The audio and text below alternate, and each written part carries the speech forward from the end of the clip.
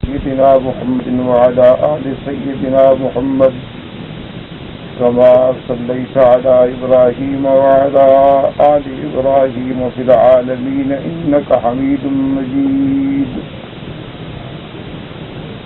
قال الله تبارك وتعالى في كلامه المجيد: أعوذ بالله من الشيطان الرجيم. بسم الله الرحمن الرحيم. وتالله لأكيدن أصنامكم بعد أن تولوا مدبرين فجعلهم جذاذا إلا كبيرا لهم لعلهم إليه يرجعون. قالوا من فعل هذا بآلهتنا إنه لمن الظالمين. قالوا سمعنا فتى يذكرهم يقال له إبراهيم. قالوا فأتوا به على أعين الناس لعلهم يشهدون. قالوا أأنت فعلت هذا بآلهتنا يا إبراهيم؟ قال بل فعله كبيرهم هذا فاسألوهم إن كانوا ينطقون.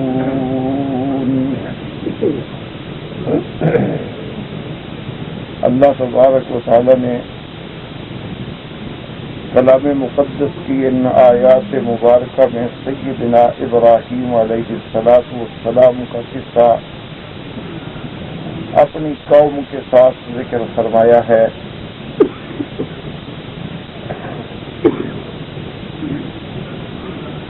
سیدنا ابراہیم الخلیل علیہ السلام کو اپنی قوم میں دو قسم کے لوگوں سے مقابلہ کرنا پڑا.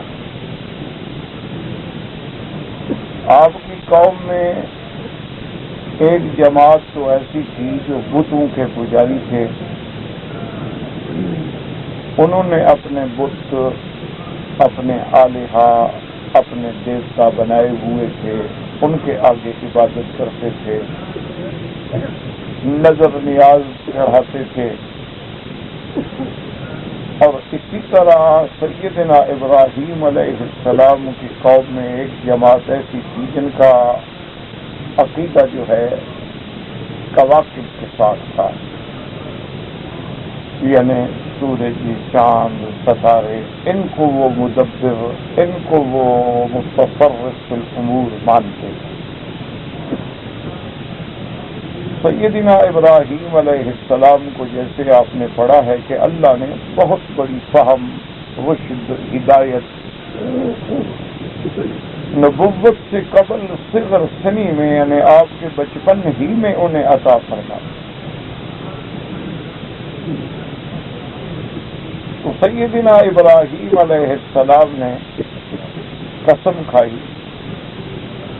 کہ لَأَكِيدَنَّ أَصْنَامَكُمْ. یاد رکھیں قرآن میں جہاں جہاں بھی لفظ قید آتا ہے، جیسے کہ سیدنا یوسف علیہ السلام کے واقعے کے اندر بھی ہے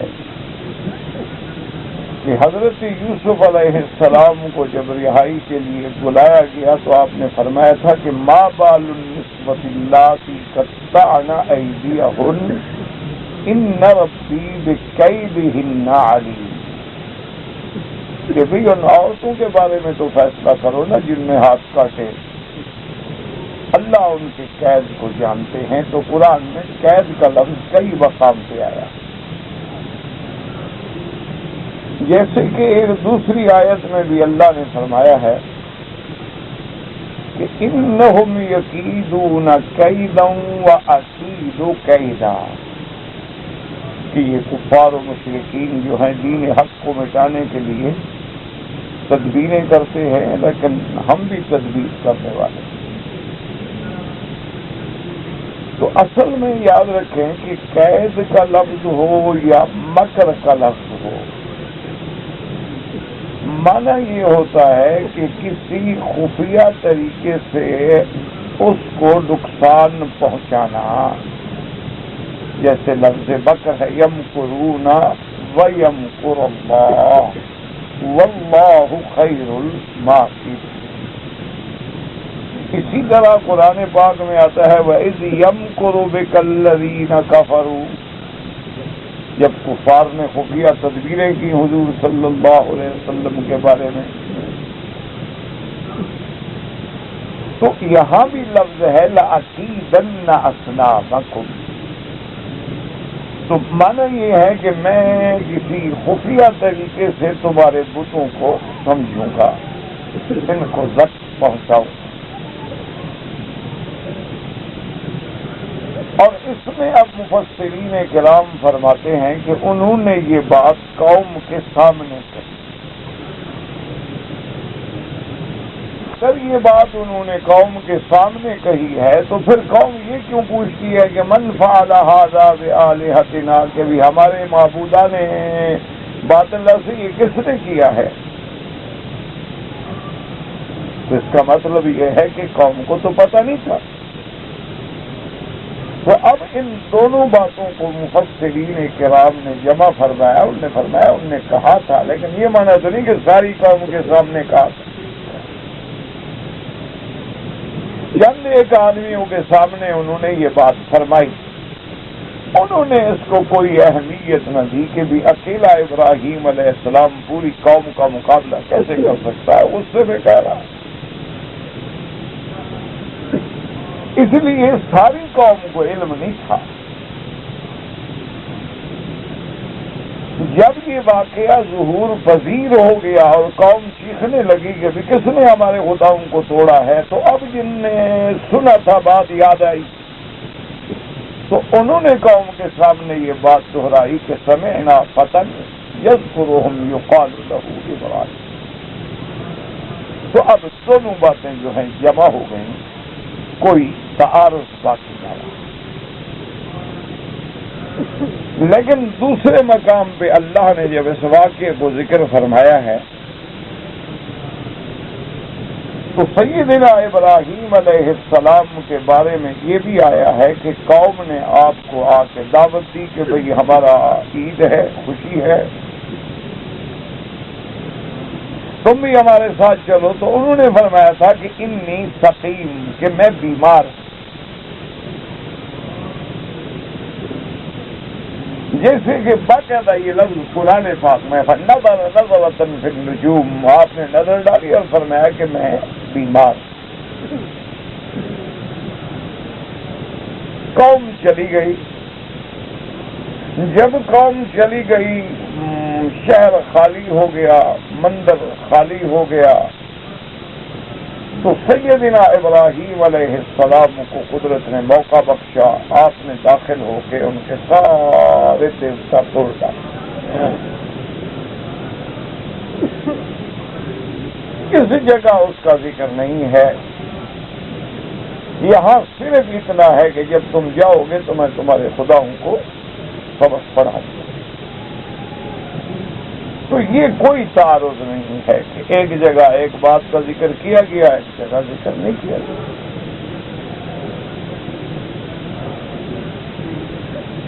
اب جب قوم نے آپ کو آ کے تلاش کیا،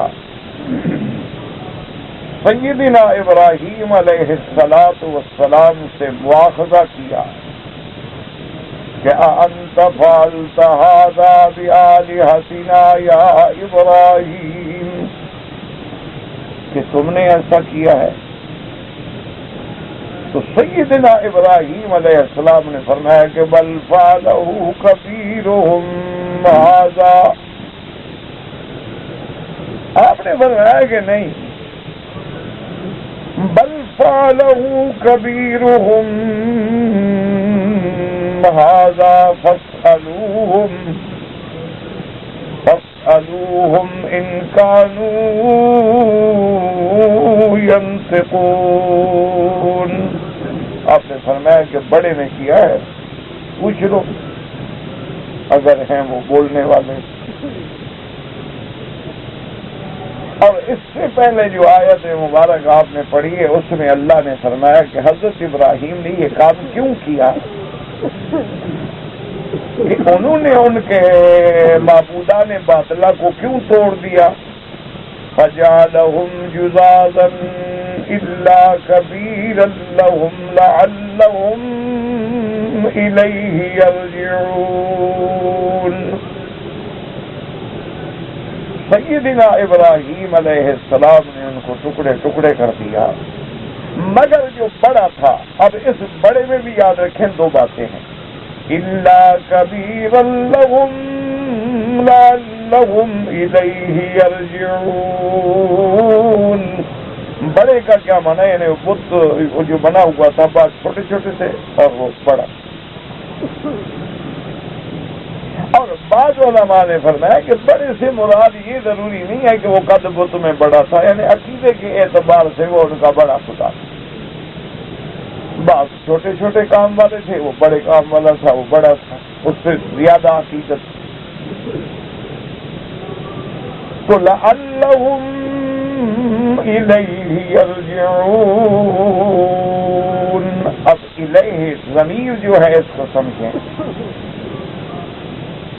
کہ بعض مفسرین فرماتے ہیں کہ ضمیر سیدنا ابراہیم علیہ السلام کی طرف ہے، کہ آپ نے یہ کام اس لیے کیا کہ جب یہ دیکھیں گے، تحقیق کریں گے ان کے خدا ٹوٹے ہوئے ہوں گے تو یہ میری طرف آئیں گے. جب میری طرف آئیں گے تو میں پھر ان سے بات کروں گا تو میرا کام تو ہو جائے گا. اس لیے بعض مفسرین نے فرمایا کہ الیہ کا ضمیر جو ہے وہ سیدنا ابراہیم علیہ السلام، کہ بھئی جب اس واقعے کی تحقیق کریں گے لازمی بات ہے کہ نانا پھر میرے پاس آئیں. جب میرے پاس آئیں گے تو میں بہرحال ان سے پھر بات کروں گا. بھی اچھے خدا ہے جو اپنے مارنے والے کو بھی نہیں جانتے، اپنی جان کا تحفظ بھی نہیں کر سکتے، اپنی ذات کو بھی نہیں بچا سکتے، تو تمہارے لیے کیسے حاجت روا اور مشکل کشا بن جاتے ہیں. اور بعض مفسرین فرماتے ہیں کہ لعلہم الیہ یرجعون. الیہ کا ضمیر جو ہے وہ دین ابراہیم کی طرف ہے، کہ جب یہ دیکھیں گے تو شاید میرے دین کی طرف لوٹ آئیں کہ یہ تو بیکار ہے، یہ تو ٹوٹ پھوٹ گئے، خدا بھی کبھی ٹوٹتا ہے. تو جب ان کو یہ بات چوٹ لگے گی تو لازمی بات ہے کہ پھر دین ابراہیم کی طرف لوٹیں. تو دوسرا قول مبارک جو ہے مفسرین کا وہ یہ ہے کہ الیہ کا ضمیر جو ہے اس سے مراد دین ابراہیم علیہ. اور بعض مفسرین نے یہ بھی فرمایا کہ لعلہم الیہ یرجعون، کہ جب وہ دیکھیں گے کہ سب بت ٹوٹے ہوئے ہیں اور ایک بڑا کھڑا ہے تو بڑے کی طرف لوٹیں گے. جب بڑے کی طرف لوٹیں گے تو پوچھیں گے بھی یہ کیا ہوا، تو بولے گا نہیں، تو پھر بھی میرا مسئلہ حل ہو جاتا ہے. تو بعض مفسرین کرام نے یہ بھی ارشاد فرمایا. لیکن اس واقعہ مبارک میں جو سب سے مشکل اور اہم بات ہے اس کو سمجھنے کی کوشش کریں کہ صحیح حدیث مبارک ہے میرے محبوب کی رحمت دو عالم سیدنا محمد رسول اللہ صلی اللہ علیہ وسلم. صحیح مسلم میں بھی وہ حدیث مبارک موجود ہے. آپ نے فرمایا کہ لم یکذب ابراہیم الا ثلاث کذبات او کما قال رسول اللہ صلی اللہ علیہ وسلم. آپ نے فرمایا کہ سیدنا ابراہیم علیہ السلام نے کبھی جھوٹ نہیں بولا، صرف تین. لم یکذب، آپ نے فرمایا کہ ابراہیم علیہ السلام نے کبھی جھوٹ نہیں بولا مگر تین. اور اسی حدیث مبارک میں یہ بھی آتا ہے کہ دو جو ہیں وہ تو خالص اللہ کے لیے ہیں. تو اب یہ ایک مسئلہ ہے بڑا مہم مشکل، جس پر علماء نے بڑی ابحاث لکھی ہیں کہ اللہ کے نبی تو جھوٹ بولنے سے پاک ہوتے ہیں، اللہ کا نبی کیسے جھوٹ بول سکتا ہے؟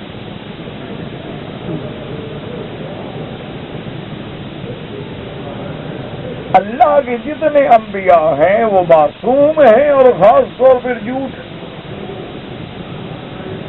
تو صحیح حدیث مبارک میں حضور پاک نے کیسے ارشاد فرما دیا اور کہ ابراہیم علیہ السلام نے 3 جھوٹ بولے ہیں، 2 اللہ کے لیے ہیں اور 1 کو اللہ کے لیے شمار نہیں کیا.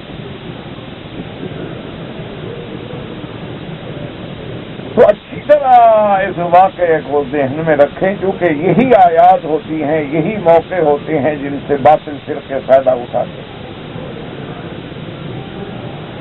اسی لیے ان واقعات پر قادیانیت نے بہت زہر اگلا ہے. انہی واقعات پر دشمنان دین نے اور دشمنان اسلام نے بے انتہا زہر کو اگلا ہے کہ بھی ان کے تو پیغمبر اور ان کے نبی جھوٹ بولتے.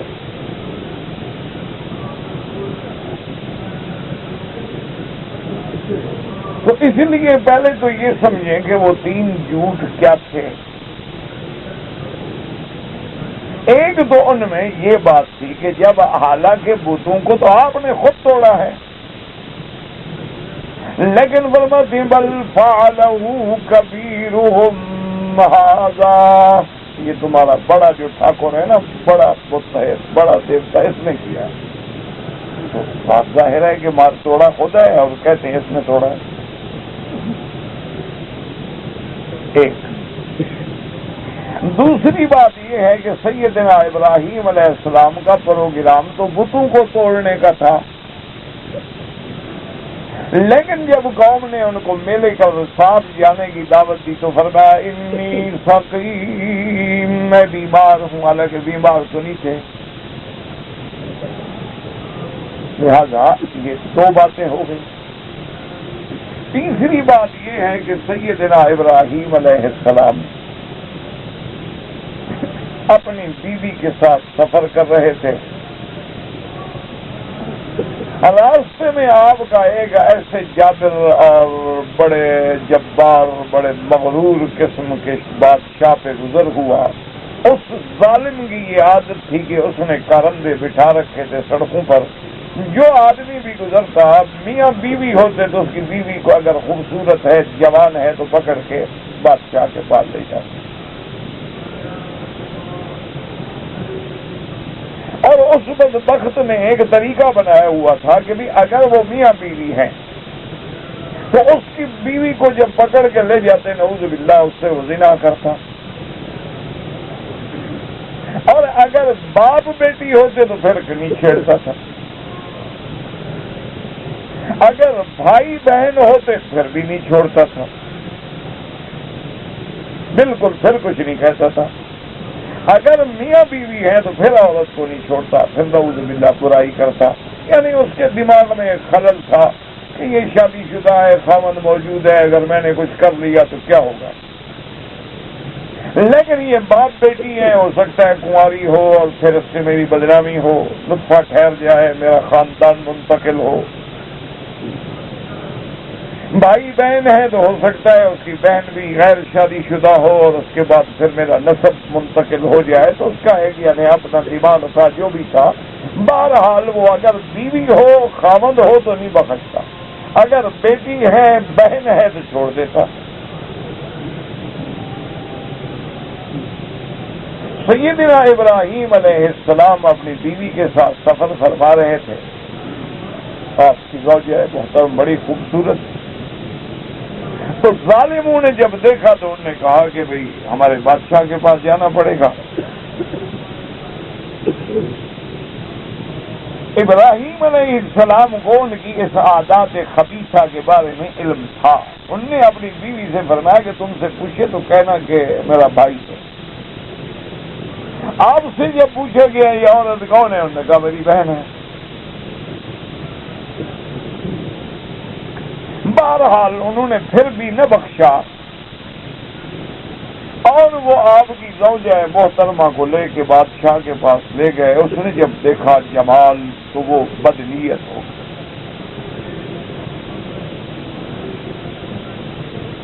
انہوں نے کہا کہ بھائی وہ تو اس کی بہن ہے، اس کا بھائی ہے۔ اس سے بھی پوچھا، انہوں نے کہا میرے بھائی ہیں، لیکن وہ بدبخت تو اس کی نیت خراب ہو گئی جمال حسن کو دیکھ کر۔ اس نے اپنے ملازمین کو رخصت کر دیا اور اسے اپنے شاہی حرم میں بھیجا۔ تو بی بی صاحبہ نے اللہ سے دعا کی کہ یا اللہ مجھے اس ظالم کے ظلم سے بچا، میں تیرے ایک پیغمبر کا حرم ہوں، تیرے پیغمبر کی عزت ہوں، مہربانی فرما میری حفاظت فرما۔ اب وہ اپنے اس برائی کے نشے میں جب بی بی کی طرف آگے بڑھنے لگا تو اس کے ہاتھ پاؤں جو تھے وہ فالج زدہ ہو گئے اور گر گیا۔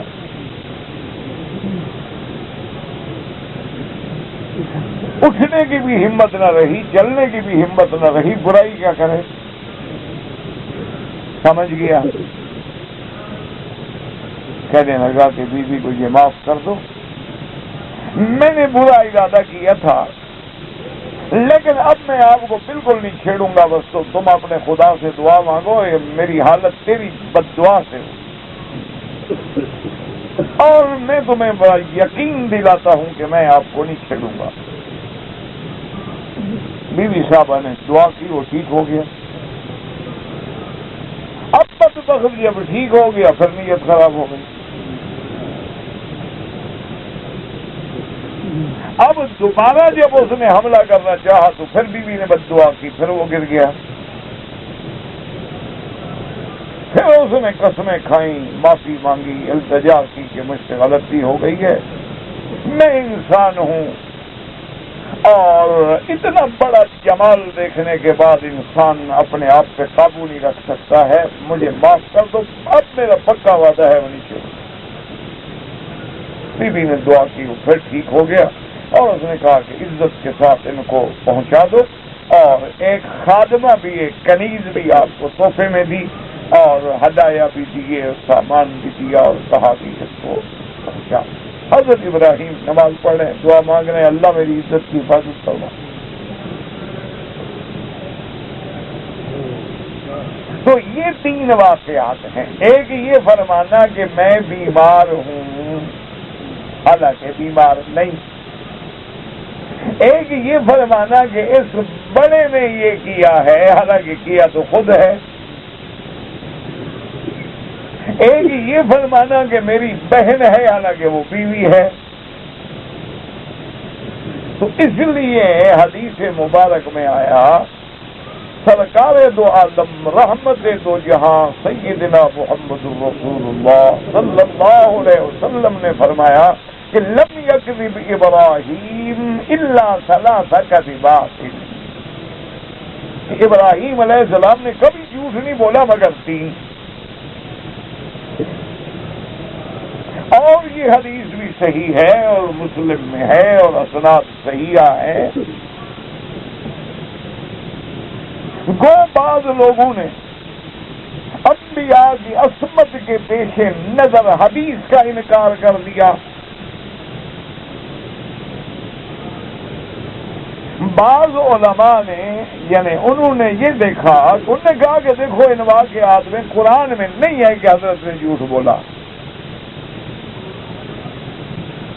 جب قرآن میں نہیں ہے تو بہرحال اب حدیث چونکہ قرآن سے ٹکرا رہی ہے لہذا اب حدیث نہیں مانتے۔ اور اسی طرح بہت سارے ایسے باطل فرقے ہیں، بہت سارے ایسے جدید تعلیم یافتہ لوگ جن کو قرآن و حدیث پہ عبور نہیں ہے، انہوں نے اس بات کو ایک دین سے نکلنے کا ذریعہ بنا دیا کہ بھئی جو قرآن میں ہے ہم مانتے ہیں، جو حدیث مبارک قرآن سے ٹکرا رہی ہے بس حدیث کو چھوڑ دو، حدیث ہی غلط ہے۔ اس کو بہانہ بنا کر انہوں نے اللہ کے دین کو بدل ڈالا کہ قرآن کہتا ہے کہ خنزیر کا گوشت حرام ہے، اس نے ہڈی کے بارے میں یا چمڑے کے بارے میں یا بالوں کے بارے میں یا اس کی چربی کے بارے میں تو بات نہیں کی ہے، بس ٹھیک ہے گوشت حرام ہے، باقی چیزیں جو ہیں اس سے آپ فائدہ اٹھا سکتے ہیں۔ اس لیے بڑی بڑی کمپنیاں جو ہیں یہ دانتوں کے برش ہیں، یہ حجامت کرنے والے برش ہیں، یہ خنزیر کے بالوں کے بناتے ہیں اور سب سے مہنگے وہی ہوتے ہیں۔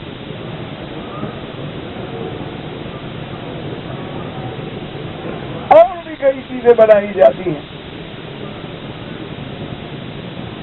اسی طرح جیسے کہ نماز کا مسئلہ ہے، انہوں نے کہا جو قرآن نے کہا ہے نماز قائم کرو، کس طرح کرو، کیسے پڑھو، کتنی رکعتیں ہیں، یہ سنت ہے، یہ فرض ہے، یہ واجب ہے، یہ قرآن میں نہیں ہے، بھائی بس ٹھیک ہے خلاص۔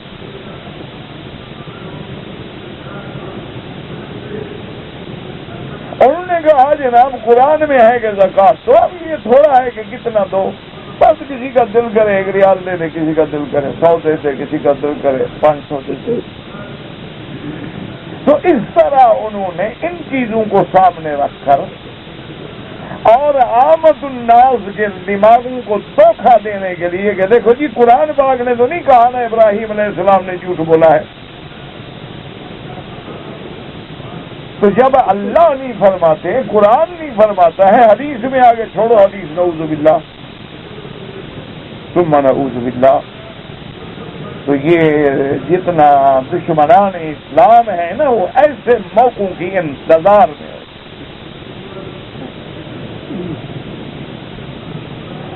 لیکن یاد رکھیں کہ بعض اوقات یہ ہوتا ہے کہ لفظ بظاہر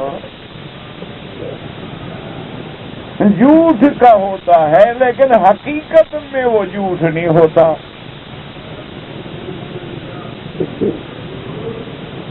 کیا مانا؟ ایک تو ہے نعوذ باللہ کذب، جھوٹ بولنا، خلاف حقیقت بات کرنا عمدن،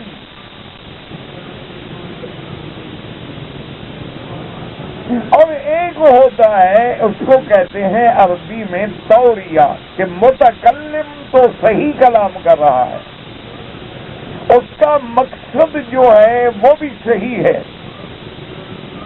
لیکن کلام ایسا زوم مانا ہے کہ سمجھنے والا اس کا مفہوم دوسرا سمجھ رہا ہے، تو وہ تو جھوٹ نہیں ہے۔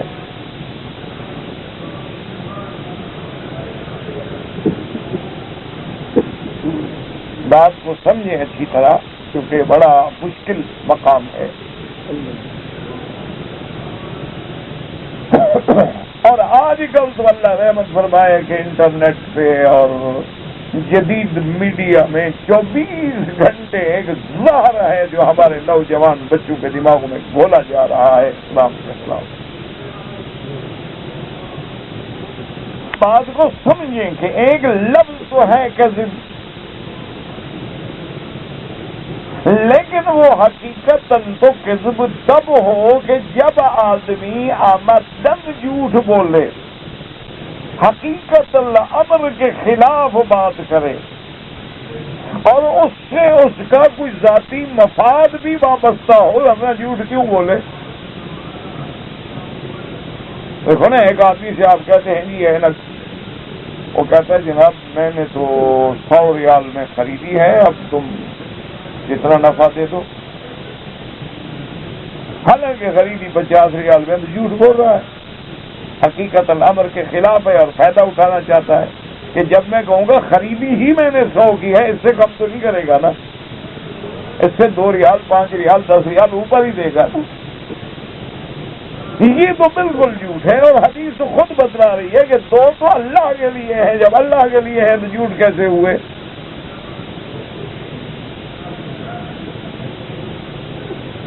تو بات کو سمجھیں، اس کو اسلام میں کہتے ہیں توریہ۔ توریہ کا معنی ایسی ذو معنی کلام کرنا کہ متکلم اپنے مقام پہ سچ کہہ رہا ہے لیکن مخاطب اس کو اپنے عقل سے کچھ سمجھ رہا ہے، تو اب کہنے والے کا جھوٹ تو نہیں ہے۔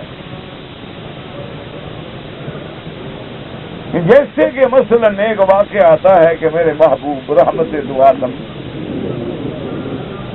صلی اللہ علیہ وسلم جا رہے تھے، حضرت ابو بکر آپ کے پیچھے تھے۔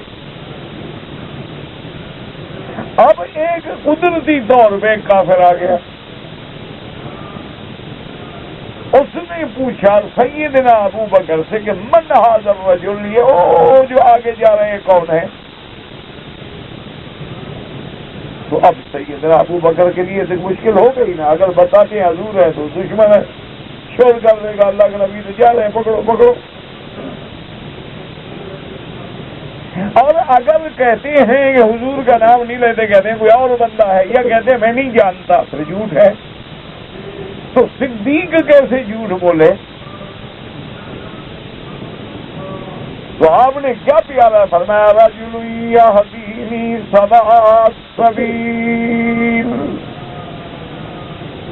فرمایا ایک بندہ ہے، ایک جنا ہے جو راستہ دکھاتا ہے، یعنی میں نے راستہ پوچھا اس نے بتا دیا۔ اچھا اس نے سمجھا کہ عام آدمی ہے، ابو بکر نے کسی جگہ کا راستہ پوچھا ہے، بس وہ یہ سمجھا چلا گیا۔ اور ابو بکر بھی تو سچ کہے، حضور راستہ ہی تو بتاتے ہیں نا توحید کا اور اسلام کا، سیدھا راستہ بتانے کے لیے ہی تو نبی آیا ہے نا، اہدنا الصراط المستقیم، قل ھذہ سبیلی ادعوکم الی اللہ، یہی تو میرا طریق ہے، یہی تو میرا راستہ ہے جس کی طرف سے میں بلاتا ہوں۔ تو اب دیکھیں کہ حضرت ابو بکر نے کوئی جھوٹ نہیں بولا، اور بات بھی فرما لی اور صدق بھی قائم رہا، اور سیدنا بھی دشمنوں کے نقصان سے محفوظ رہے۔ تو اس کو کہا جاتا ہے توریہ، عربی میں کہتے ہیں ایسی بات کرو، ایسے انداز میں بات کرو کہ مخاطب کچھ سمجھے لیکن وہ فی الحقیقت جھوٹ بھی نہ ہو۔ اچھا کبھی یہ بھی ہوتا ہے کہ ناموافق چیز کو بھی کذب کے لفظ سے کہہ دیا جاتا ہے، یہ بڑی مشہور بات ہے نا کہ ایک صبح کاذب ہوتی ہے، ایک صبح صادق ہوتی ہے۔ تو اب صبح کاذب کیا مانا؟ صبح ہے تو کاذب کیا مانا؟ صبح جھوٹ بولتی ہے۔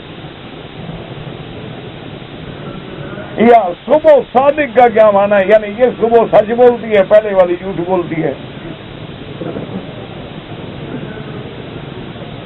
تو مانا یہ ہے کہ ایک صبح تو یہ ہے کہ روشنی تو پھوٹتی ہے لیکن سیدھی اوپر چلی جاتی ہے، پھیلتی نہیں۔ تو صبح کا معنی تو یہ تھا نا کہ وہ اپنا نور پھیلائے، نہ کہ سیدھا اوپر چلی جائے، اوپر چلی گئی تو اس کو کذب سے کہہ دیا گیا بابا یہ سچی، یہ وہ صحیح صبح نہیں ہے، یہ ابتدائی کیفیت ہے۔ صبح صادق تو وہ ہے جس کا صدق جو ہے دنیا پہ خود بخود چھاتا جائے گا، روشنی آتی جائے گی۔ تو اب صبح صادق اور صبح کاذب کیا مانا؟ اسی طرح حدیث رسول عربی میں ہے، رحمت دو عالم صلی اللہ علیہ وسلم نے فرمایا ہے، ایک صحابی نے آ کے حضور سے عرض کیا کہ یا رسول اللہ صلی اللہ علیہ وسلم، میرے بھائی جو ہیں بیمار ہیں اور ان کے اسہال ہیں، پیٹ چل رہا ہے، دعا بھی فرمائے اور دوا بھی فرمایا۔ آپ نے فرمایا اسقہ ہو اصلاً، اس کو شہد کا شربت پلاؤ۔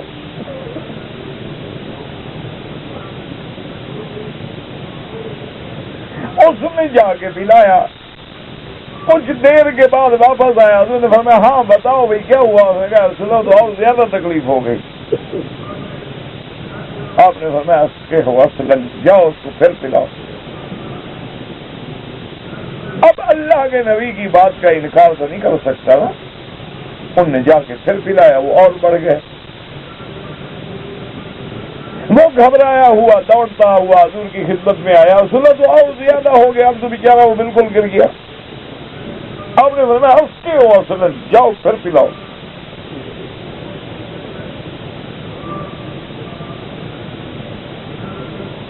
اب جب تیسری دفعہ پلایا تو ٹھیک ہو گیا۔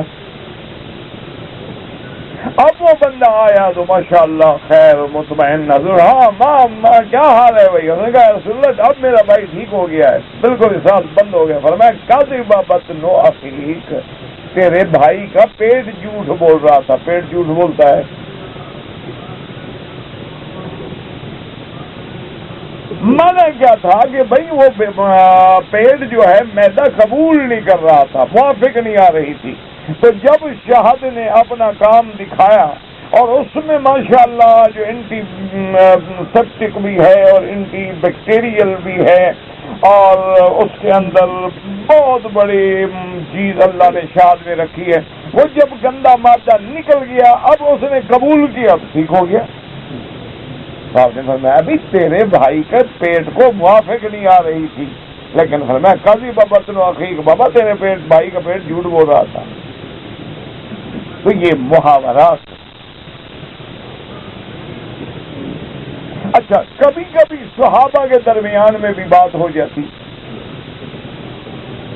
ایک صحابی نے حضور پاک سے ایک بات سنی، دوسرے صحابی نے جب سنی تو وہ پہلے والا نہیں تھا، اس نے جب بات نکل گئی انہوں نے کہا کب بات اللہ کے دشمن نے جھوٹ بولا۔ آسانا اللہ کے دشمن نے، یہ تھوڑا کہ صحابی نے جھوٹ بولا۔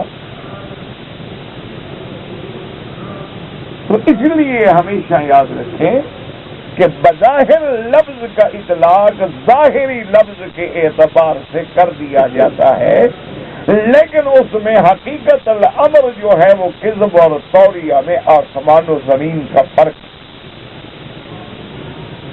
اب سیدنا ابراہیم علیہ السلام نے اپنی بیوی کو بہن کیوں کہا؟ وہ حدیث میں باقاعدہ موجود ہے، آگے بھی تو کوئی پڑھے نا۔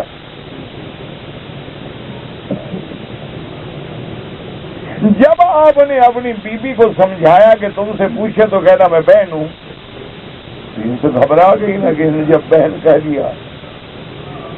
آپ نے فرمایا تم مت ڈرو، اس وقت اس سرزمین پہ اللہ کے ماننے والا میں ہوں یا تو ہے، اسلام کے اعتبار سے تو بھائی بہن ہے نا۔ انما المؤمنون اخوۃ، ایمان والے بھائی ہوتے ہیں۔ اس وقت اس سرزمین پہ اللہ کی توحید ماننے والا ایک میں ہوں، ایک تو ہے اور تو کوئی نہیں، تو بنسبت اخوت ایمانی تو موجود ہے۔ اب رشتہ نکاح سے بیوی بن گئی تو اب ابراہیم علیہ السلام نے تو سچی بات کی ہے۔ اچھا اس میں توریہ بھی ہے کہ دشمن کے سامنے میری بیوی کی عزت بچ جائے۔ تو ابراہیم علیہ السلام یعنی وہ بظاہر ایک شکل تو بنتی ہے کہ آپ کیا کہہ رہے ہیں، بیوی کو بہن کہہ رہے ہیں، لیکن حقیقت الامر میں تو جو کہہ رہے ہیں وہ سچ ہے، وہ جھوٹ ہے ہی نہیں۔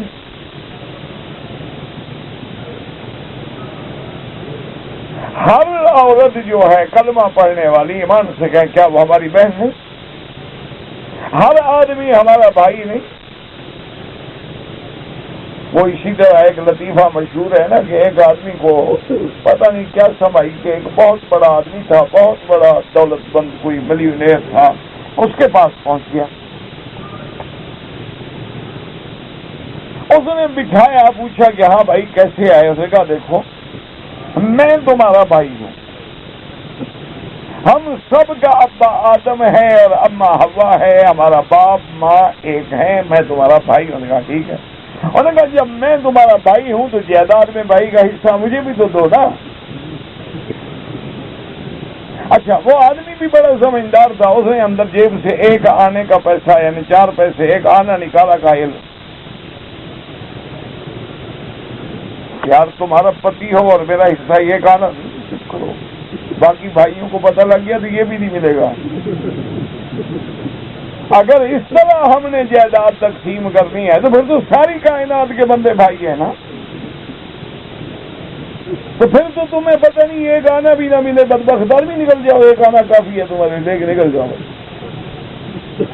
تو بات سمجھانے کے لیے یہ سمجھیں کہ اصول یہ ہے کہ النبی اولیٰ بالمؤمنین من انفسہم وازواجہ امہاتہم، کہ نبی کی بیویاں ہماری مائیں ہیں تو نبی ہمارے باپ ہیں۔ تو جس نے بھی کلمہ پڑھ لیا گیا حضور کا بیٹا بن گیا، کسی عورت نے کلمہ پڑھا حضور کی بیٹی بن گئی۔ تو اب جب حضور کی کلمہ پڑھنے والی بیٹی بن گئی، حضور باپ ہیں، حضور کی بیوی امائی ہیں، پھر حضور نے شادی کیسے کی؟ تو اس لیے بات کو سمجھیں، یہ تو ایک ظاہری طور پر نسبت کر دی گئی، کیونکہ جب شان بڑا بلند ہو، ان سے چاہے جھوٹ بھی نہ ہو، خلاف اولا بھی بات ہو، تو وہاں کہہ دیا جاتا ہے۔ جیسے اللہ فرماتے ہیں عصا آدم ربہ فغوا، آدم نے اپنے رب کی نافرمانی کی، غوا یا نعوذ باللہ غوایت میں پڑ گئے، گمراہی میں پڑ گئے۔ دوسری جگہ خود قرآن کہتا ہے، اللہ فرماتے ہیں کہ نسی آدم فلم نجد لہ عزما، آدم بھول گیا، لیکن آدم کا بھول کر بھی یہ چھوٹی سی غلطی کرنا جو ہے اس کو عصا کہا دیا، اس کو غوا کہہ دیا گیا کہ آدم تمہاری بڑی شان ہے، تمہیں تو یہ بات بھول کے بھی نہیں کرنی چاہیے تھی کہ درخت سے جا کر کچھ کھا لیتے۔ تو حالانکہ اللہ نے خود فرمایا کہ آدم علیہ السلام بھول گئے، جب بھول گئے تو پھر گناہ تو ہے نہیں، لیکن دوسری جگہ کہا کہ نافرمانی کی۔ اس لیے کہ جب شان بڑا ہوتا ہے وہاں معمولی سی بات کی بھی نسبت کر دی جائے تو وہ بات جو ہے ان کے شایان شان نہیں ہوتی۔ اس لیے حضور نے فرمایا بابا ابراہیم پاک ہے، نبی ہے، خلیل اللہ ہے، اس نے تو کبھی ظاہری جھوٹ بھی نہیں بولا، ہاں نسبت کی گئی ہے، حالانکہ حقیقت وہ بھی جھوٹ نہیں، کیونکہ دو تو اللہ کے لیے ہے۔ اچھا بھی تیسرا اللہ کے لیے کیوں نہیں؟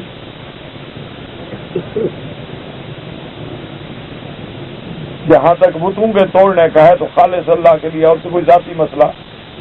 یہاں تک فرمایا کہ میں بیمار ہوں وہ بھی خالص اللہ کے لیے۔ یہاں چونکہ کچھ بیوی کا بھی تو تعلق آ گیا نا، یہ خالص نہ رہا، اس میں ذاتی فائدہ بھی تو شامل ہو گیا نا، اسے حضور نے فرمایا دو تو اللہ کے لیے تھے۔ اس سے اشارہ کیا گیا کہ اللہ کے جو بلند مرتبہ اولیاء ہوتے ہیں، انبیاء ہوتے ہیں، ان کا عمل اتنا خالص ہو کہ اتنی ذرا سی بھی اگر شرکت آ جائے تو وہ پھر خالص نہیں رہتا،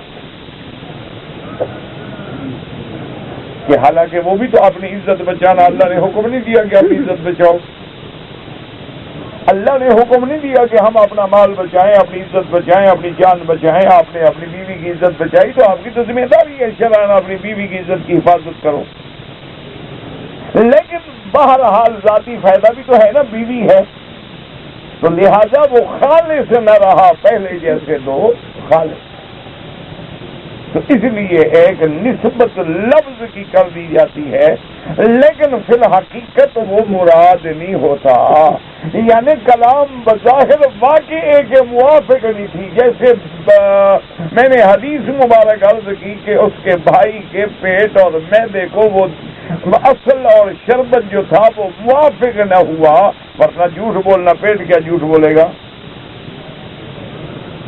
تو اس لیے اس حدیث کو اور قرآن کو اور بعض علماء نے فرمایا فجعلہم جزازا، آپ نے فرمایا الا کبیرا لہم لعلہم الیہ یرجعون۔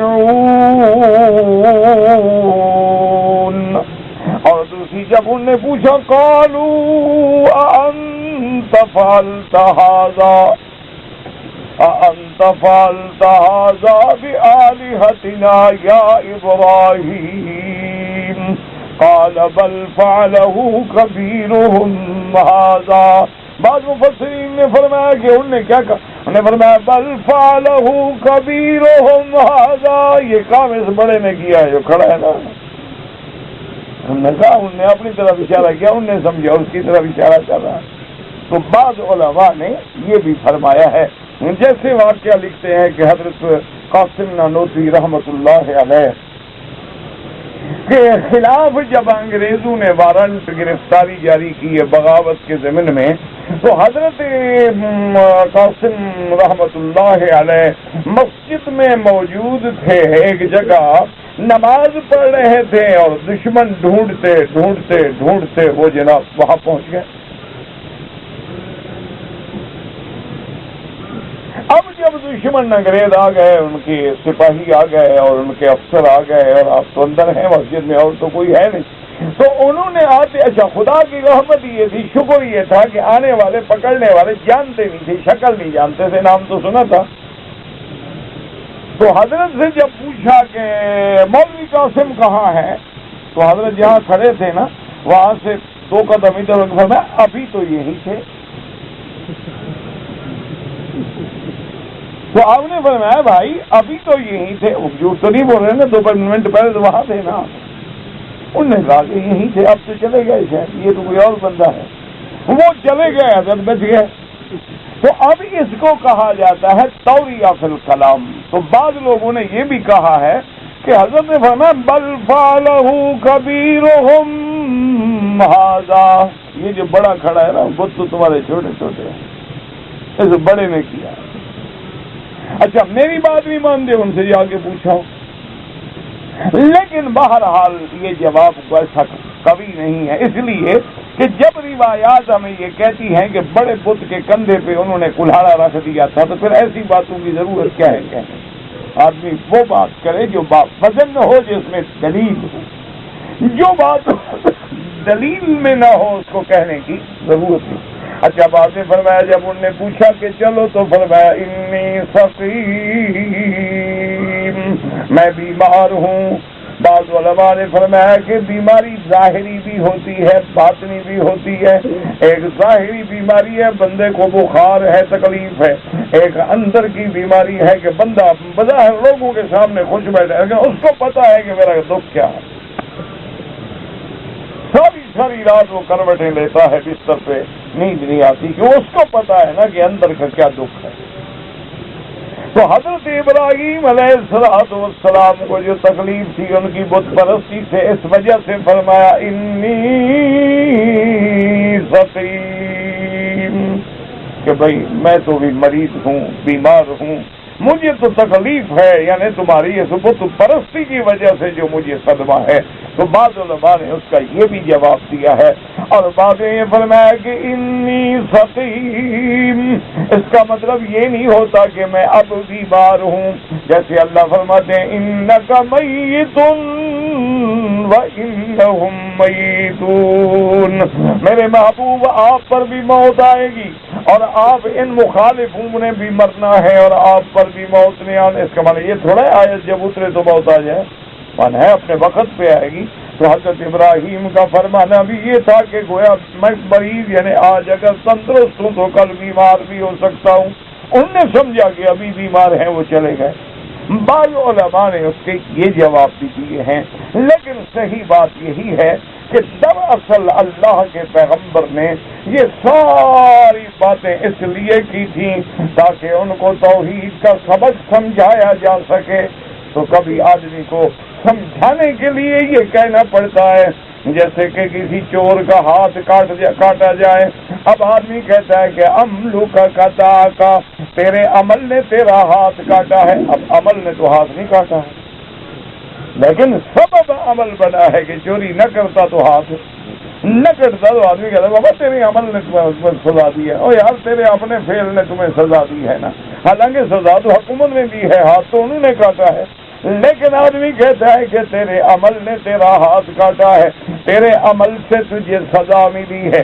اس لیے حضرت ابراہیم علیہ السلام نے، اللہ کے پیغمبر نے یہ سارا انتظام دراصل کیوں کیا تھا کہ ان کے دماغوں میں آنے کے بعد جو اصل توحید کا مسئلہ ہے وہ سمجھ آ جائے کہ بل کبیر فعلہ کبیرہم ھذا، اس بڑے نے یہ کیا ہے۔ آج اس کو غصہ آ گیا، وہ ان چھوٹوں کو اپنی خدائی میں شریک کرنا نہیں چاہتا، تو جب تمہارا بڑا بت چھوٹوں کو شریک نہیں کرتا تو خدا اپنے شریک کیسے برداشت کر سکتا ہے؟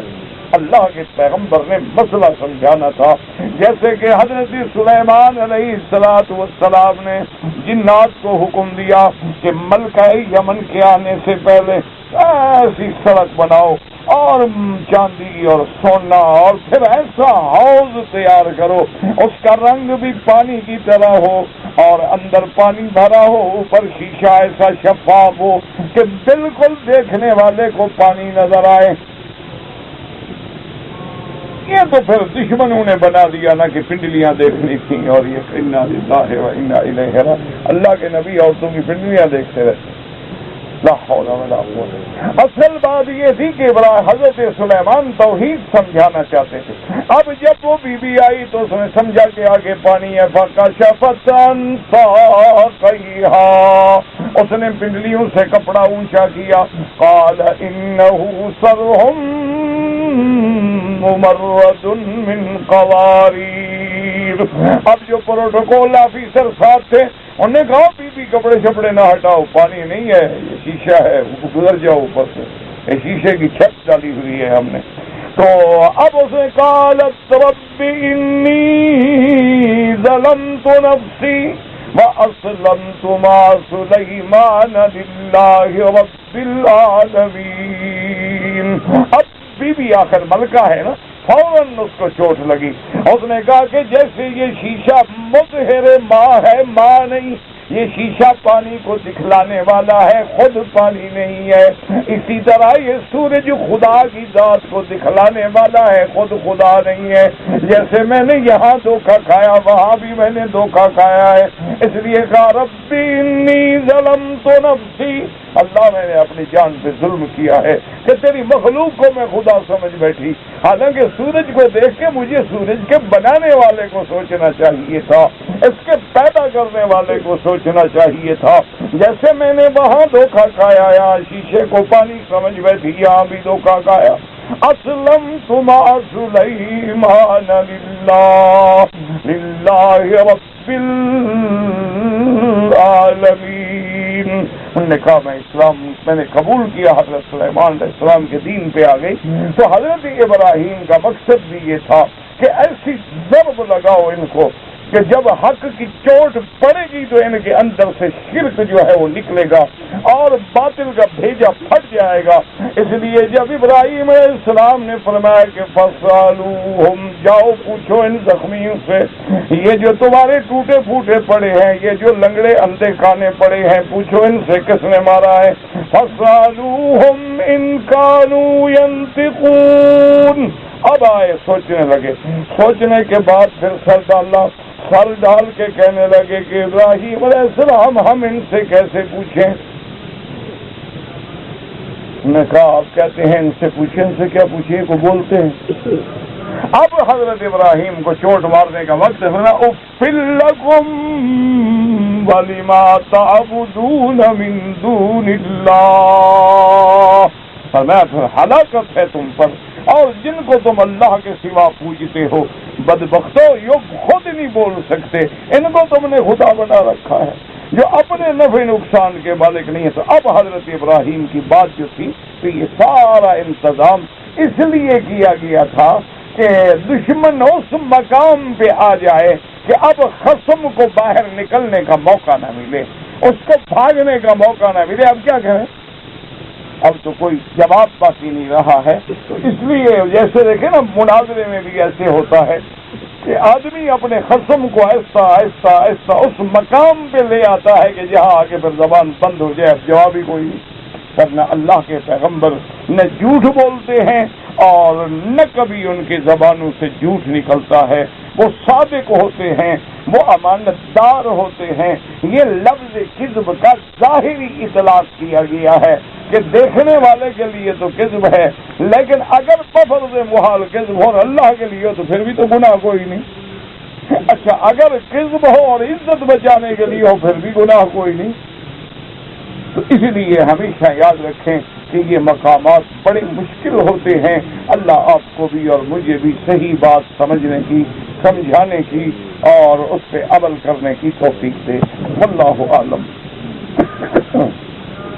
مسلمان کے لیے سالون کی دکان، سالون یعنی حجامت کرنا، داڑھی وغیرہ شیو نہ کرے تو باقی ٹھیک ہے۔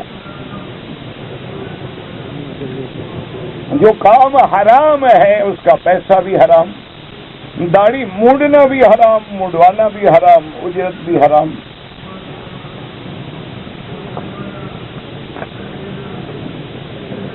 آب زمزم بیٹھ کے پیئیں، لیکن اگر کوئی کھڑا ہو کے پی لے تو گناہ نہیں ہوگا، باقی پانی کھڑا ہو کے پیئے تو گناہ ہوگا۔ کھڑا ہو کے کھانا کھائے تو خلاف سنت ہے.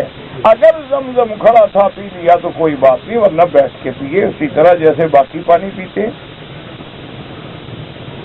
نماز کے دوران تسبیح کے علاوہ جو دعائیں حدیث میں ہیں، اللہم انی اسألک العفو والعافیہ، یا مقلب القلوب ثبت قلبی علی دینک، اللہم اعنی علی ذکرک وشکرک وحسن عبادتک.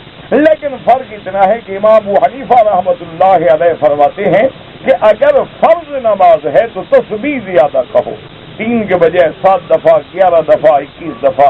اگر نفل نماز ہے تو دعا کر سکتے ہیں. وضو کے دوران میں امام ابو حنیفہ رحمۃ اللہ علیہ کے نزدیک گردن کا مسح ہے، باقی ائمہ کے نزدیک گردن کا مسح نہیں ہے. 5 وقت نماز کا حکم جو ہے معراج کی رات ہوا ہے، اور معراج ہجرت سے قبل حضور مکے میں تھے جب معراج ہوا. کیوں تو قرآن ہے نا، اسری بعبدہ لیلا من المسجد الحرام الى المسجد الاقصى، اور اسی رات معراج ہے. تو بہرحال حکم تو معراج کی رات ملا، اس کا عمل جو ہے نا تنفیذ باقاعدہ جماعت، اذان، جمعہ، نماز، یہ مدینے میں ہوا جاتا.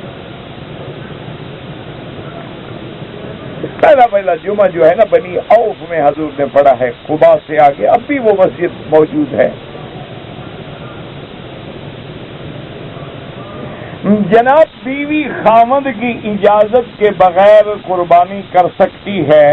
اگر بیوی صاحب نصاب ہے، پیسے والی ہے، بالکل کرے، اس میں خاوند سے پوچھنے کی کیا ضرورت ہے. نماز پڑھنے کے لیے بھی پوچھے گی جناب اجازت ہے نماز پڑھیے، کیا دین کا کام ہے، کر سکتی ہے.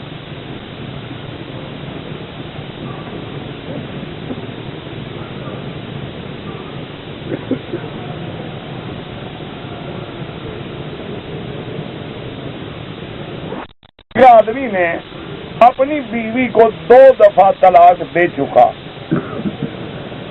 اور پھر رجوع کر لیا، 3ری دفعہ طلاق دینے لگا تو بیوی نے خاوند کے منہ پہ ہاتھ رکھ دیا. تو یہ تو تم جانو اور بیوی جانے، خاوند جانے. اس نے طلاق کہہ دیا، ہاتھ رکھنے سے کیا ہوتا ہے؟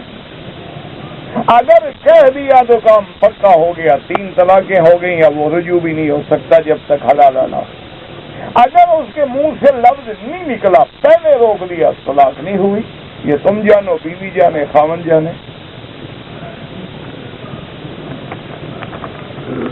ایسا کام کیوں کرتے ہو کہ حلال کو حرام کرو اور پھر مسئلے پوچھتے رہو؟ دیکھو نا، اب مولوی وہاں تھا جب تیرے منہ پہ ہاتھ رکھا، مولوی کیسے بتائے؟ یہ تو تیرے اور تیرے بیوی اور اللہ کے درمیان ہے. اپنے خدا کو تم نے جواب دینا ہے کہ تم نے طلاق کا لفظ کہہ دیا، بعد میں ہاتھ رکھا، کیا پیدا ہوا؟ کچھ نہیں ہوا، طلاق ہو گئی. اگر تم نے اچھا اس نے ہاتھ کیوں رکھا؟ لفظ سنا تو ہاتھ رکھا، ورنہ کیوں رکھا؟ بیوی کو ہاتھ رکھنے کی کیا ضرورت پڑ گئی تھی؟ انا للہ و انا الیہ راجعون. ہم نے حج سے پہلے مسجد عائشہ سے احرام باندھا، حج تمتع کی نیت کی. پہلے مسجد عائشہ سے تمتع کا مسئلہ ہوتا ہی نہیں. تمتع ہوتا ہے آفاقی کے لیے جب وہ میقات سے احرام باندھے، اور تم نے پھر حج کیا اور اس کے بعد جناب تمہارا لہذا حج مفرد ہوگا اور دم دینی پڑے گی کہ اس وقت تم کو عمرہ نہیں کرنا تھا، اور تم نے حج کی صفا نہیں دوڑی تو اب نفلی طواف کر کے صفا مروہ دوڑ لو. کہتے ہیں جی کہ اچار جو ہے تیل سے بھی بنتا ہے اور سرکے سے بھی بنتا ہے، جائز ہے؟ ہاں بالکل جائز ہے. کیوں نہ جائز ہے؟ وجہ کیا ہے؟ اگر تیل حرام ہو تو پھر اچار بھی حرام ہے. حلال ہے تو پھر اچار کیوں حرام ہو گیا؟ سرکے سے بناؤ یا تیل سے بناؤ. باپ فوت ہو گئے ہیں، ہم ان کے لیے صدقہ کرنا چاہتے ہیں. یہ میرا بھائی، آپ کو اللہ نے اتنا توفیق دی ہے، کوئی مسجد بنا دو، کوئی مدرسہ بنا دو، کسی مدرسے میں جا کے کوئی 1 کمرہ بنا دو، 2 کمرے بنا دو، طلباء کو کتابیں لے کے دے دو. بعض علاقے ایسے ہوتے ہیں جیسے تھر کا علاقہ ہے، وہاں پانی نہیں ہوتا کوئی کنواں لگوا دو تاکہ وہاں کے غریب لوگ پانی پی سکیں. اور اسی طرح یہ صدقات جاریہ ہیں، جب تک رہیں گے تیرے ماں باپ کو ثواب ملتا رہے گا.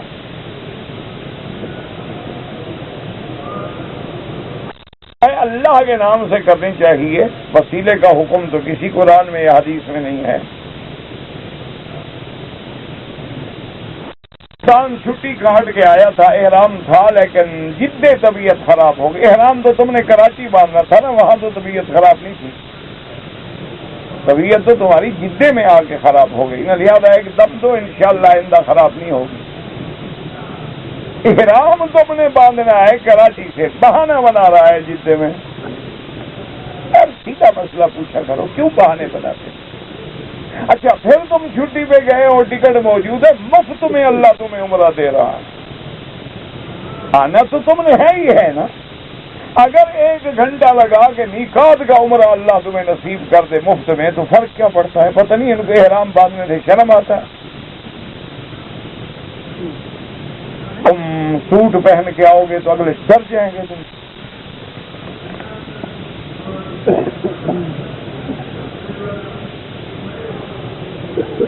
ایک ہندو نے کہا کہ آپ ایک کمرہ نما جگہ کے گرد چکر لگاتے ہیں اس لیے کہ اللہ کا حکم ہے. تم اگر بتوں کا چکر لگاتے ہو تم بھی دکھا دو اللہ کا حکم ہے تو ہم وہ بھی مان لیں گے. کوئی جھگڑے والی بات ہے. اور جب یہ کعبہ نہیں تھا تب بھی طواف ہوتا تھا، دیواریں نہیں تھی، کچھ نہیں تھا، تو مانا ہم دیوار کو تو نہیں پوچھتے، اللہ کے حکم کی تعمیل کر رہے ہیں. نماز پڑھتے ہیں تو کعبہ کوئی ہمارے سامنے ہوتا ہے، وہ تو نیچے رہ جاتا ہے. اب آپ تیسری منزل پہ نماز پڑھیں، چھت پہ نماز پڑھیں تو کعبہ تو نیچے رہ جائے گا. آپ تو کعبے سے بھی اونچے کھڑے ہوئے ہیں، تو بھائی ہم پتھر کو تھوڑا پوچھ رہے ہیں. فَوَلِّ وَجْهَكَ شَطْرَ الْمَسْجِدِ الْحَرَامِ. انگوٹھا چومتے ہیں وہ بدعت ہے. اللہ کے قرآن کا بھی حکم ہے کہ یا ایھا الذین آمنوا صلوا علیہ وسلموا تسلیما.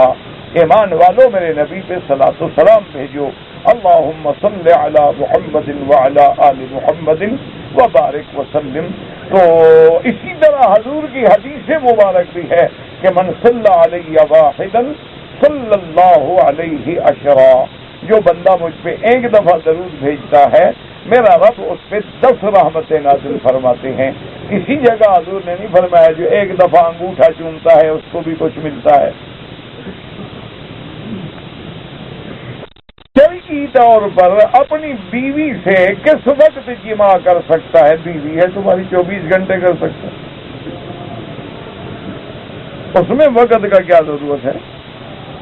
تمہاری بیوی ہے، دن ہے رات ہے، بیوی ہے. جو رات کو بیوی ہوتی ہے دن کو بیوی نہیں ہوتی. ضروری غسل کا طریقہ جو ہے وہ یہی ہے کہ آدمی پہلے استنجا کرے، اپنے اس بدن کو دھونے کے بعد پھر وضو کریں جیسے نماز کا وضو کرتا ہے. اور اسی طرح اچھی طرح ناک میں پانی دے کے نرم ہڈی تک پہنچے، غرارہ کرے، کلی کرے، ناک میں پانی دے، چہرہ دھوئے، ہاتھ سے جیسے وضو کرتے ہیں. اس کے بعد سارے بدن پہ پانی بہا دے. بس ایک آدمی مدینہ منورہ گیا، وہاں سے اس نے احرام باندھا. احرام کی حالت میں جب مکہ مکرمہ میں پہنچا پہنچا پہنچا پہنچا پہنچا پہنچا پہنچا پہنچا پہنچا پہنچا